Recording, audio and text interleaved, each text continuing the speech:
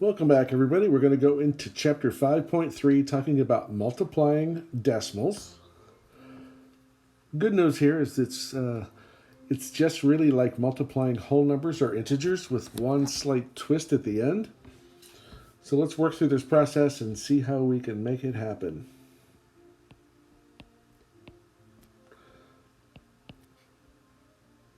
So our first example, we're going to multiply 7.6 by 7. So for the moment, we'll just make as if the decimal point is not there. We're going to multiply 76 times 7. 7 times 6 is 42. Write the 4, carry the 2.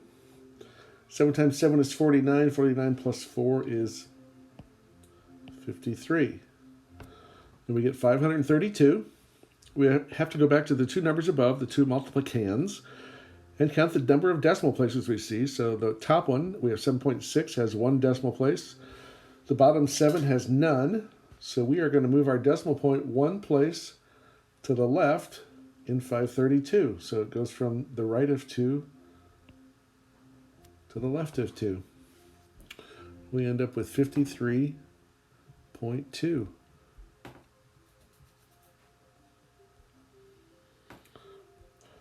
Look at the next example. 5.4 times 0.04. We'll use that same process. 5.4 times 0.04. 4 times 4 is 16. Carry the 1. 4 times 5 is 20. Plus 1 is 21. If I count the decimal places, we have one decimal in 5.4 and two decimals in 0.04, so total 3. So starting at the right of 6, we move the decimal point 3 places. 1, 2, 3. It ends up right here just to the left of the 2. So we have 0.216.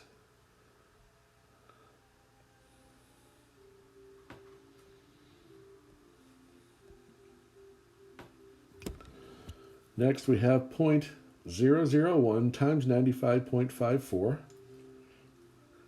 I'm going to show you how to do this in two different ways. We have 95.54 times 0.001.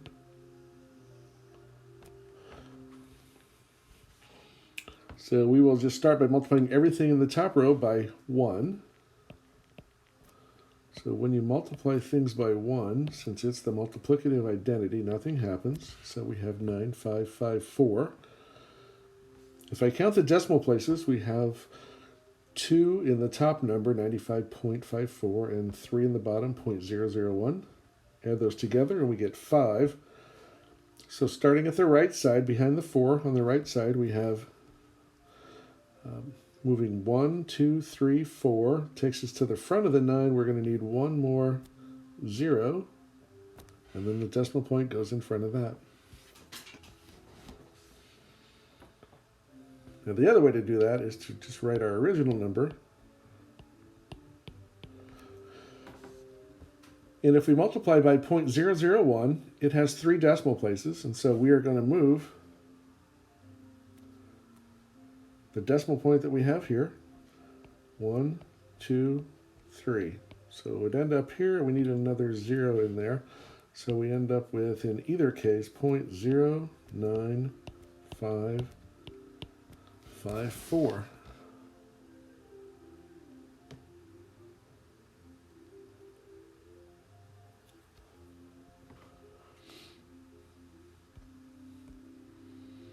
Next example. Negative 35.1 times negative 2.5. Now we know that if you multiply two negatives together, the product is going to be positive. So I'm going to write this down without even putting the negative signs in, knowing that our answer is going to be positive. We'll just multiply 25 times 351. 5 times 1 is 5. 5 times 5 is 25. You have to carry the 2. 5 times 3 is 15, plus the 2 is 17.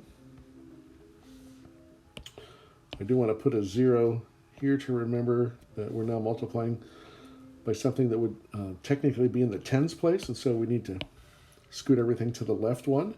2 times 1 is 2. 2 times 5 is 10. I have to carry that one. 2 times 3 is 6, plus 1 is 7. And we add those two rows together. 5 and 0, 5. 5 and 2 is 7. 7 and 0 is 7, and 1 plus 7 is 8. If I count the number of decimal places I see in the top, we have 2, so we move 2 decimal places to the left of 5, and we get 87.75.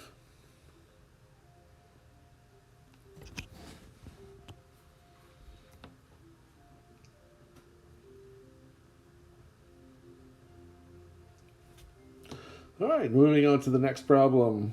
We are going to convert from dollars to cents. So we start off with $43.34. And if we're going from strictly dollars to just cents, we know that there are 100 pennies in every dollar.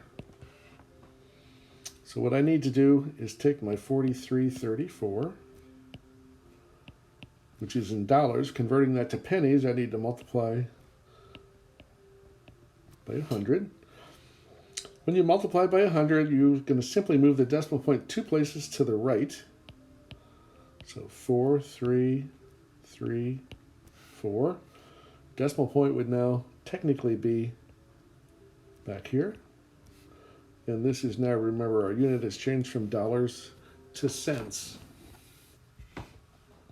So $43.34, when you convert it to just pennies, is going to be 4,334 cents.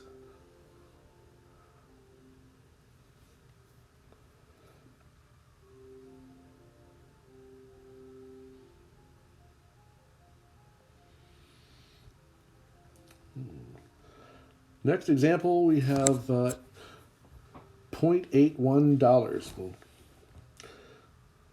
common sense would tell us that $0.81 is 81 cents, so this should convert to 81 cents. Well, let's go ahead and do the math. The last problem, we said that there were 100 pennies in $1. So to find the answer or solution here, we're going to take 81 and multiply it by 100. We have 2 zeros, so we're going to move our decimal point 2 places to the right. So when we end up with our final answer, we will have 81 cents.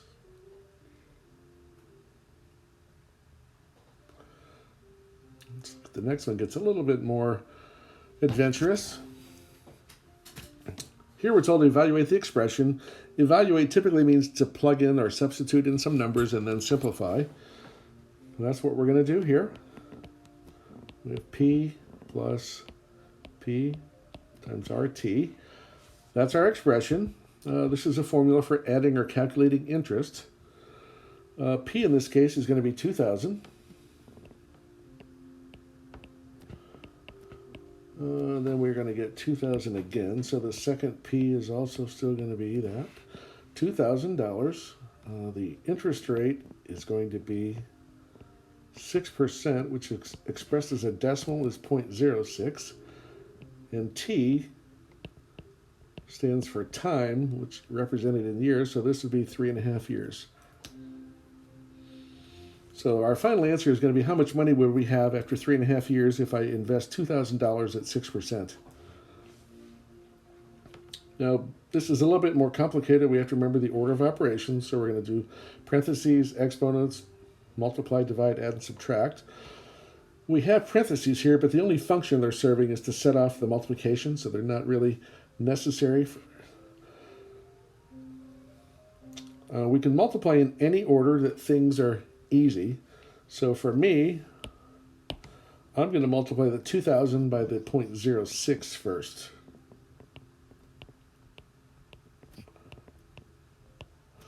So that seems like it would be the easiest operation to do. We get 6 times 0, 6 times 0, 6 times 0, 6 times 2, and we have 2 decimal places.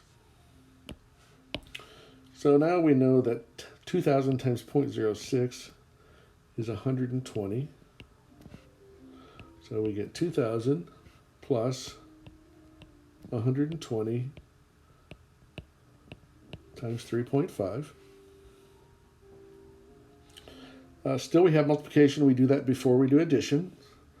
So let's do that. I'm going to do that again off to the side.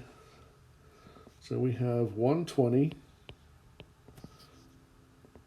times 3.5.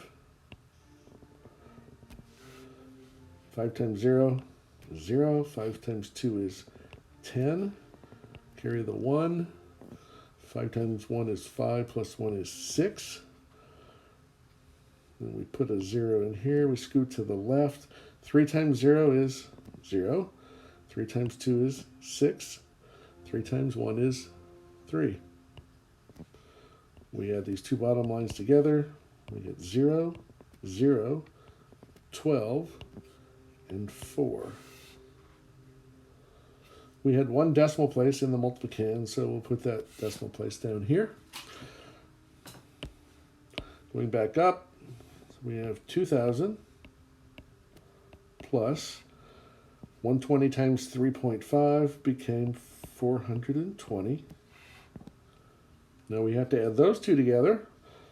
2,000 plus 420 ultimately adds up to 2,420.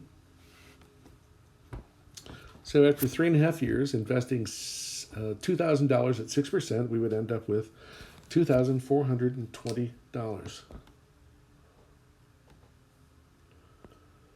And let's look at the next problem.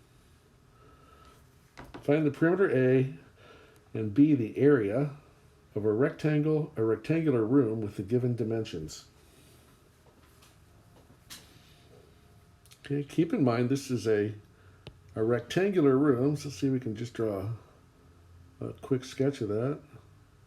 Well, magically it turns into a rectangle. So it's 16.5 long, and it's 9.7 wide. So keep in mind that it's going to be 16.5 up there and 9.7 over here. So to find the perimeter, we can use the formula for perimeter. So it's really going to be 2 lengths plus 2 widths. We'll add up the 4 sides to get the perimeter. In this case, it's 2 times 16.5 plus 2 times 9.7.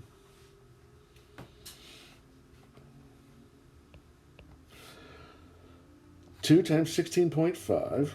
Let's see. 2 times 16 is 32. 2 times 1/2 or 0.5 is 1. So that should be 33. We'll check and see if we get 52.4 when we're done. That's the answer that shows at the top. Plus 2 times 9.7, well, that's going to be 2 times 9 is 18. 2 times 0.7 is 1.4. So it should be 19.4.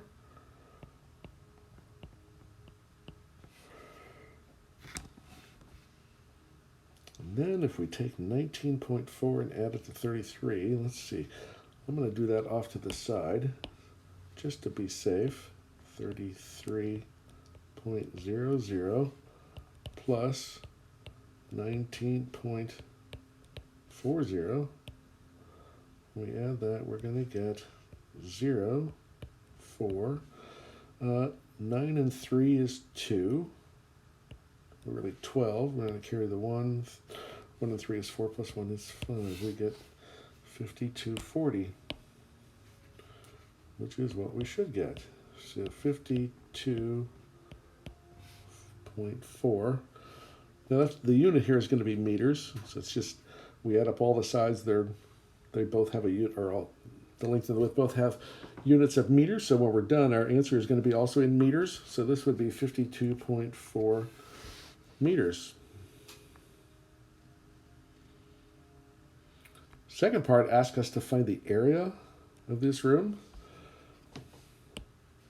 This is a reminder, to find the area of a rectangle, we are going to multiply the length and the width. And then when we're done, when we find areas, the answer is always going to have a unit length or a unit dimension of squares. So this would end up having meters squared when we were done. So in this case, finding the area of this rectangle, we get area equals 16.5 times 9.7. And let's go over here and we'll do the work on the side. So we have 16.5 times 9.7. We are multiplying. 7 times 5 is 35. Carry the 3. 7 times 6 is 42. Plus 3 is 45. We'll carry the 4. 7 times 1 is 7. Plus 4 is 11.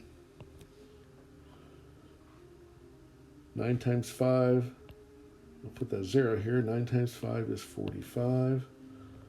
We'll carry the 4. 9 times 6 is 54. 54 plus 4 is 58. We'll carry that 5 over. 9 times 1 is 9. Plus 5 is 14. Let's cross our fingers and we get the right answer. 5 plus 0 is 5. 5 plus 5 is 10. Carry the 1. 8, 9, 10. Carry the 1. 1 and 1 is 2, plus 4 is 6. And then nothing to carry, so we do that. We had 2 decimal places, so we end up with 160.05. So we'll go back up and write our final answer here is going to be 160.05. Unit here again is going to be meters squared.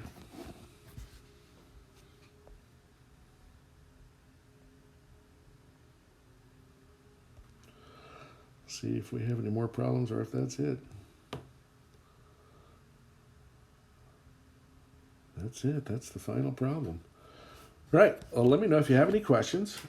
We'll see you back. We're going to talk about dividing decimals